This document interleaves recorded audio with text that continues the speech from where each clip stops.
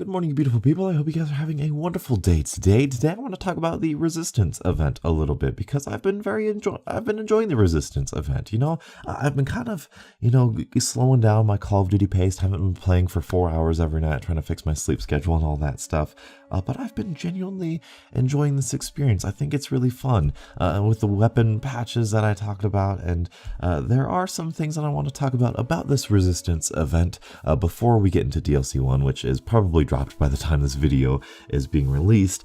But I want to talk about the new weapons as well as the Resistance division that we got. First things first, let's talk about the weapons. I don't have many weapons. I just unlocked the Orso, which is, from what I've seen, pretty much like the Thompson, but I believe it has a slower rate of fire, and in my experience, it has a little bit more controllable recoil, even though it has a substantial amount of recoil, it's a little bit more controllable.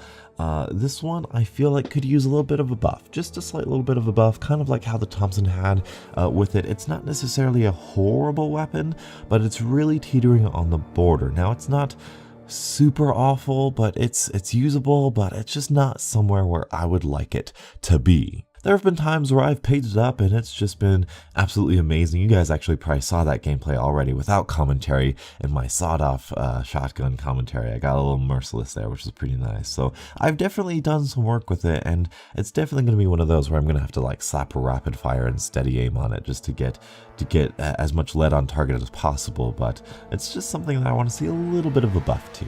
As far as weapons are concerned, that's kind of where I fall off. I've only played probably like 70 games in total. I've been playing Prop Hunt, which just takes freaking ages to even get through, and you don't get as much XP as you did like the first day it dropped either, so it's just absolutely ridiculous.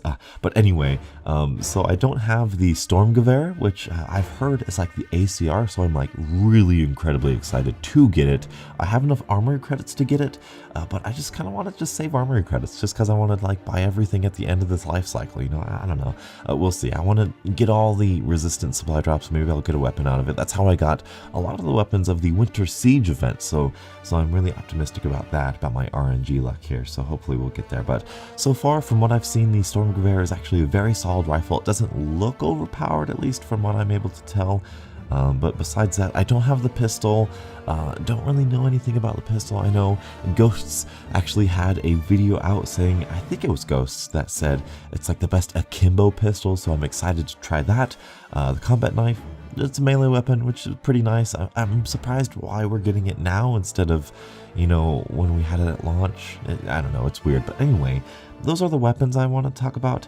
Now I want to talk about the Resistance division. And, I get it. They wanted a division focused on the pistols, and I get the tack knife and the whole like Resistance theme, and the perks kind of line up with that whole Resistance kind of guerrilla warfare. And the tack knife is great. I think the tack knife is a fantastic addition. Wondering why it's not a default perk, but it doesn't really detract from the game at all. The real hairiness comes with the level 2 aspect of the Resistance division, so I'm going to skip over that real quick and talk about the 3 and 4. The third one, I believe, is unlimited pistol ammo, or it's more pistol ammo. No, it's an extra attachment, which I think is amazing because I've been pairing it with Duelist lately. Like, I just unlocked it, and it is super nice to have 2 attachments on dual wield pistols. It's super great, super fun, and I very much enjoy it. Again, really good perk there. I really like it. The last one, Sixth Sense. A lot of people are going to have trouble with this. A lot of people are going to be like, oh, I don't like it because Sixth Sense, that's overpowered, campers, blah, blah, blah. You have to be really close. You have to be really, really close to this in order for it to work. And it's like a pseudo footstep sort of thing. And I do believe Undercover completely counters it, which is great.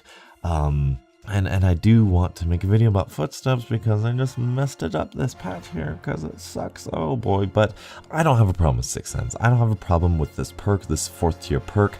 I think it's fine. This division is super underpowered with the tack knife and the extra pistol attachments. I don't think people are going to be running this. I don't think people are going to be exploiting this. Just like espionage, people are going to be frustrated with it, but ultimately it's not going to be the new meta. Definitely with what I'm about to talk about within this division, and that is Scrambler. ever since, I believe it was introduced in Modern Warfare 2, could have even been COD 4, but ever since then, I logically understood it. I understand the power that this perk potentially has. You know, the minimap is an incredibly useful tool. It's an incredibly powerful tool. One of the most powerful tools next to footsteps that people use to get their bearings and their positioning and awareness correct in Call of Duty, that scrambling that really does disorientate people. It really does make people on edge, and it changes up their meta. It changes up how they mentally play the game, at least in that moment. That's why a lot of people don't like the counter UAV in this game, because it doesn't take away that powerfulness of the minimap. However, the way it's implemented and the way it has always been implemented with a scrambler type perk or ability or a shield attachment like we had in Ghosts, it was always just, at the end of the day, a huge, big sign to the enemy team saying, hey, guess who's around you? Guess who's behind you? Guess who's coming up near you? And I knew this was the case, and with my experience with the Resistance division, ranking it up, this is going to be the most painful division to rank up ever. I am a huge stealth person. I love flanking. I love shooting people in the back, shooting people on the sides. This thing, I've been turned on so many times using this one division, probably more so than I've ever been turned on in the entirety of, I think, my Call of Duty career. That's hyperbole, but definitely during the first couple months here in World War II. This thing is just a dead giveaway where people are coming from, and it does give me a sixth sense like ability, because as soon as I see my radar being scrambled, you know, these maps aren't like ghost maps. It's not like, where could they be coming from? It's like, I just came from here and there's only two options that they can be coming from, left or right, or, you know, something like that. And so it's really obvious to be ready, and it's really easy to be ready for that gunfight when you see your minimap start to scramble. And it's just, I don't know how to fix it. That's my problem too. I don't know how to fix it. I think you just get rid of it, you know, switch it out. I think here, actually, I literally just thought of this. There's a new perk. I think once you prestige the division, there's a perk that gives your pistol unlimited ammo. I think Prestige is Key just did a video on this today. Take that perk, take that basic training. That's your level 2. You know, pistols, unlimited ammo, right? And then you move the Scrambler perk as the basic training. You just remove it from the division, put the Scrambler thing as the basic training. Boom, there's your solution. Just out of it. Now that Resistance division makes complete and utter sense, because it's a tack knife, it's unlimited pistol ammo, and it's a second attachment on your pistols. Therefore, that whole entire thing is just congruent with the pistol category, and you have this basic training, which a lot, myself included, but a lot of people dislike and actively avoid. Now that's a basic training. Now if people want to play with it, have fun with it, test it out, that's fine, but now it's completely optional and you're not forced to use it when you're using the Resistance division. Just thought of that solution.